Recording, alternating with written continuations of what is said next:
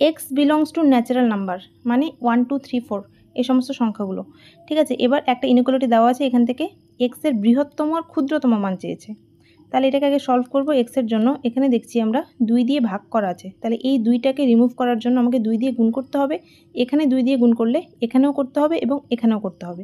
তাহলে 0 × 2, আচ্ছা এটা 2 দিয়ে গুণ, আচ্ছা লিখে দিচ্ছি একবার, 2x - 5/2 × 2 7 × 2। ঠিক আছে, তাহলে এটা 0ই আসবে, 0কে 2 দিয়ে গুণ করলে। এটা কেটে গেলে 2x - 5 পড়ে থাকবে এবং এটা হয়ে যাবে 14। এবার দেখো এক্সের মান বার করব, এখানে -5 আছে, তাহলে এই -5টাকে রিমুভ করতে হবে। আমাদের শুধুমাত্র এক্সের ভ্যালু দরকার। ঠিক আছে, তাহলে -5 রিমুভ করব, +5 যোগ করব সবটির সাথে, তাহলে 0 + 5 > 2x - 5 + 5 > 14 + 5। এখানে 5 পাবো, এটা কেটে গেলে 2x থাকবে এবং এটা 19।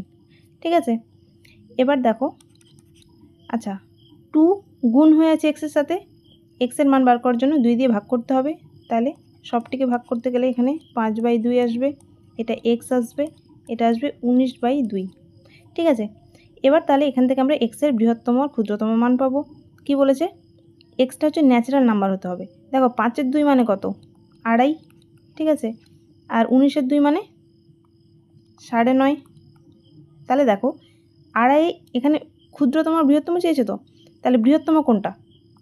দেখো বলেছে যে এক্সটা 9.5-এর চেয়ে ছোটো, তাহলে 9.5-এর চেয়ে ছোটো মানে 9.5-এর আগের পূর্ণ সংখ্যা কোনটা হয়?